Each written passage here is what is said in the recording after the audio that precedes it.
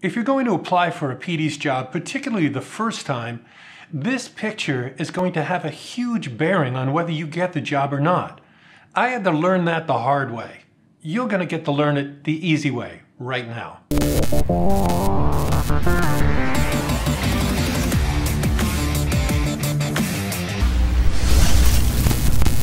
Thought I'd do something different in this lesson. I'm going to explain to you a few things that I learned the hard way. And what I mean by hard way was I was turned down for being a PD.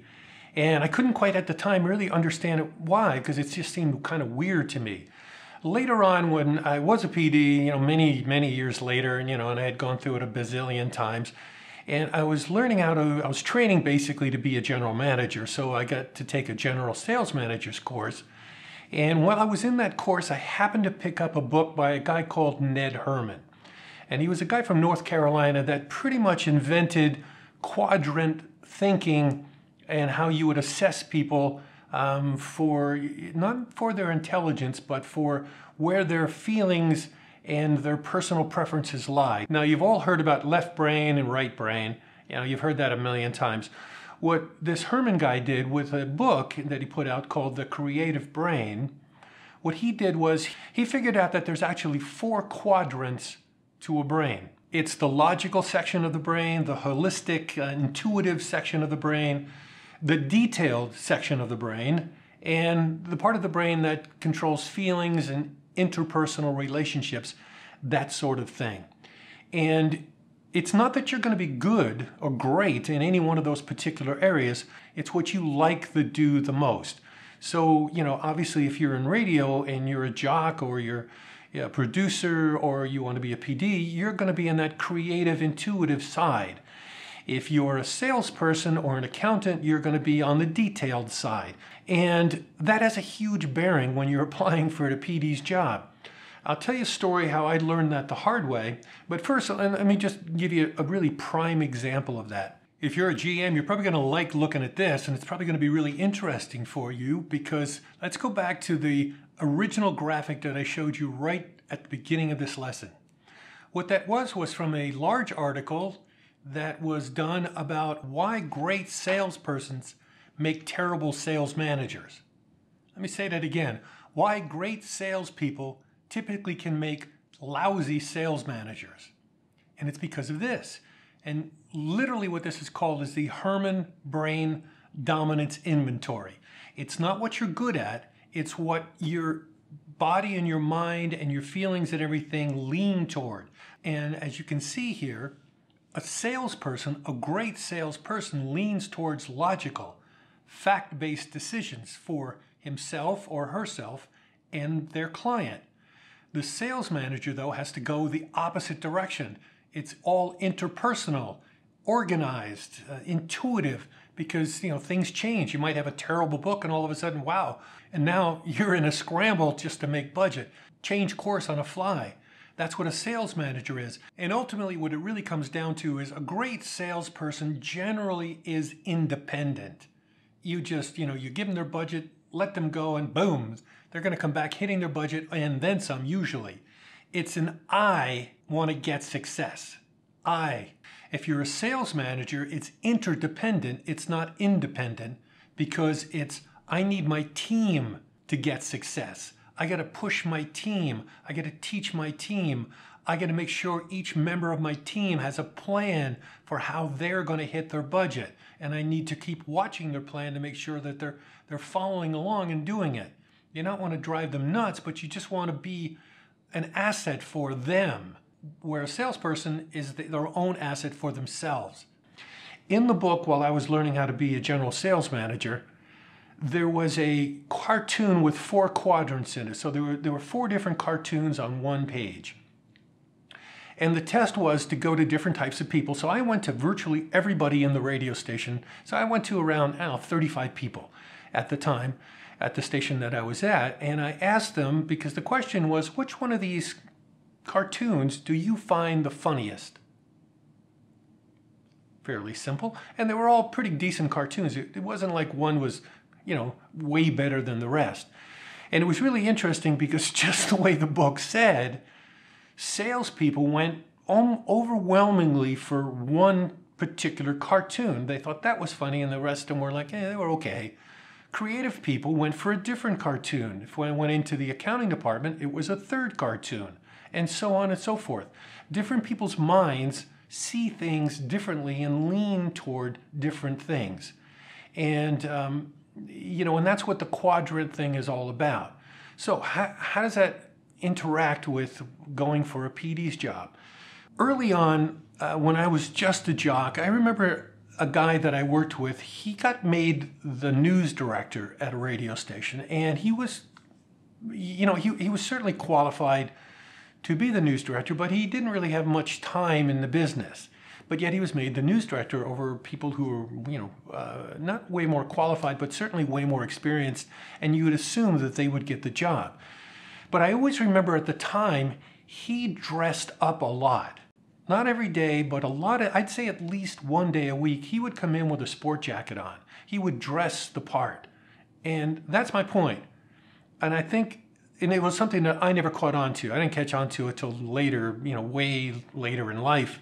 That this was actually important, because I had always had a thing where, and I did it pretty much my entire career, and after a while it just became a mantra for me. It's like, you know what, I'm doing this hell or high water. I just did not want to go to work wearing a tie and a suit. So I went my entire career, and I don't think I put a suit on any more than 25 times in 40 years.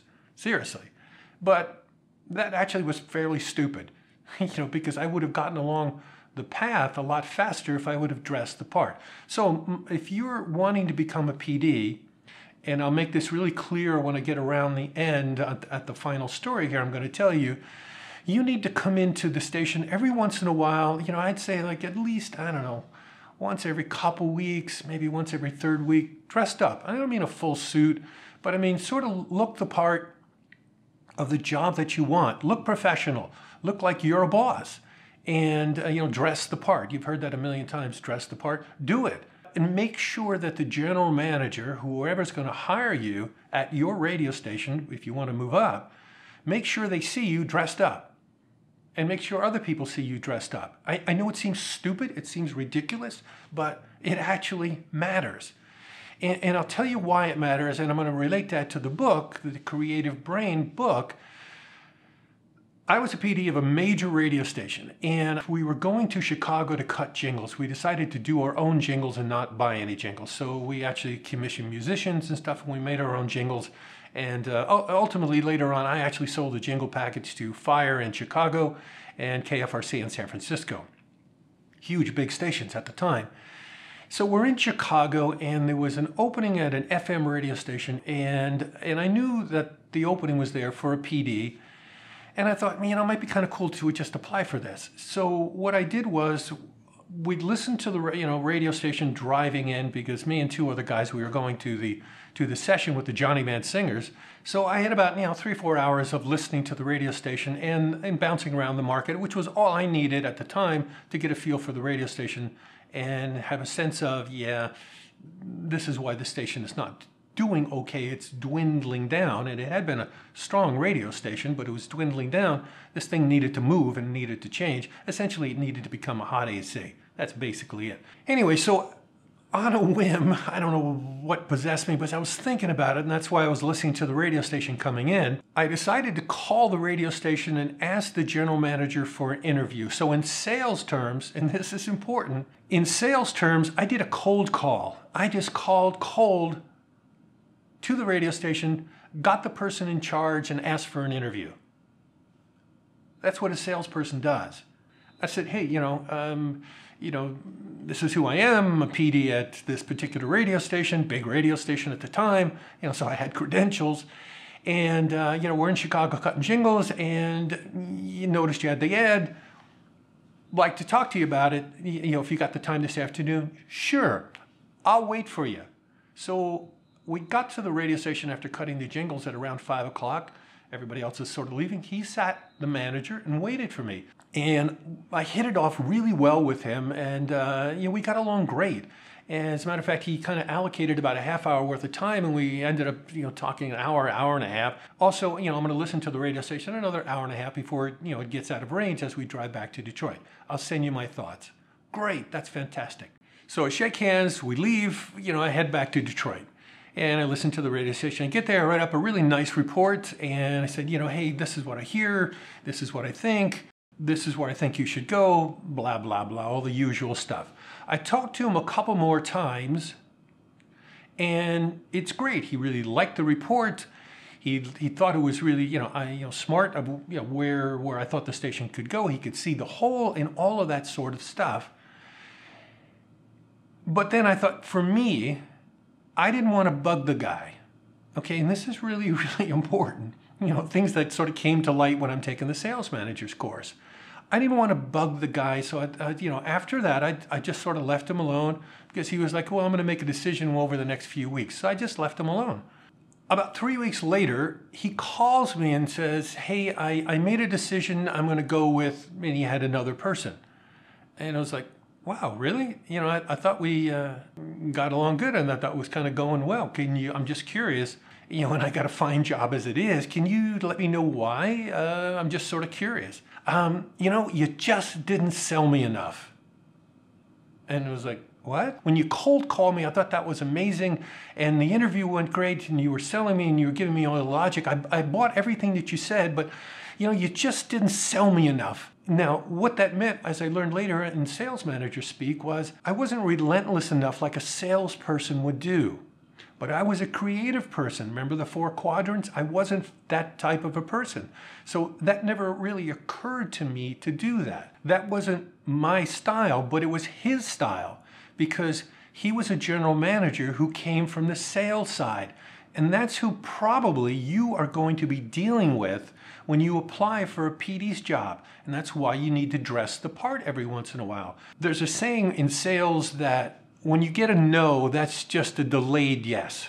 A no is not a no, it's a maybe. It's a delayed yes. So that's what the manager in Chicago was expecting me to do. He was expecting me to keep coming at him. But a PD isn't going to do that. And if you're a general manager and you're hiring a PD and you're watching this right now, you got to understand that people on the creative side are not like the people on the sales side. They are radically different. They are not going to act the same way.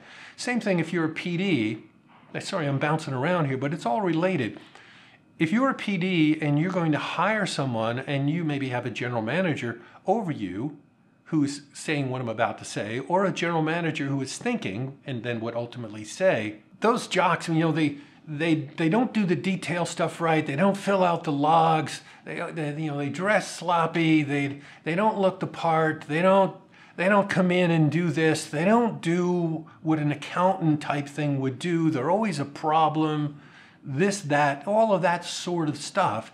You have to understand that when somebody's on the creative side, they're different. Let me give you a really extreme example. If you were putting an ad in the paper, like a regular ad in a newspaper, or online for a jock, this is what the ad would sort of sound like.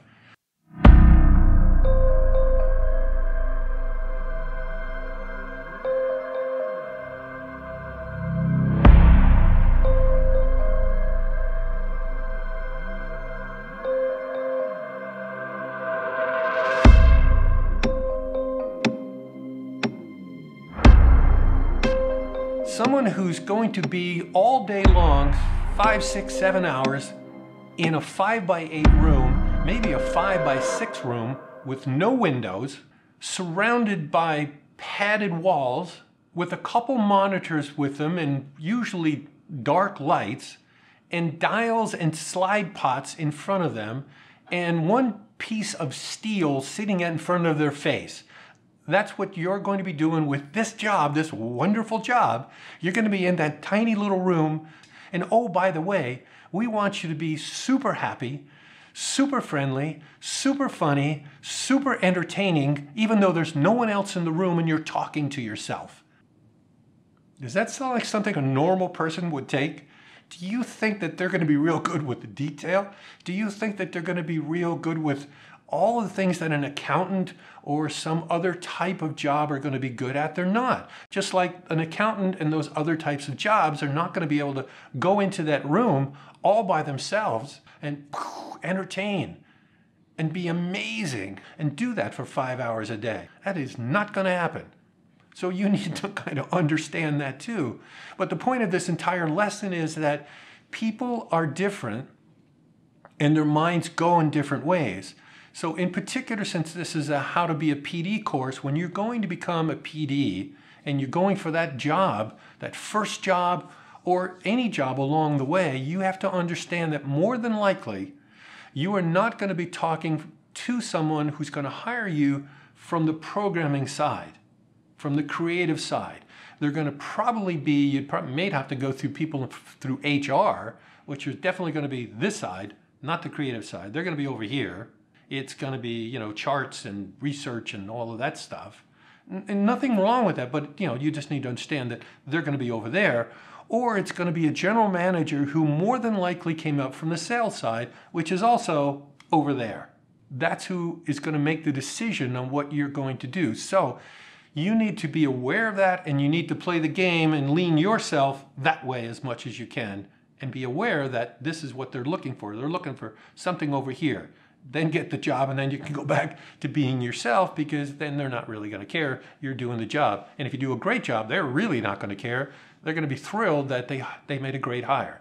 And lastly, this is something that I went through also, because I've gone through all of this stuff. I went through also when I was trying to get my first PD's job.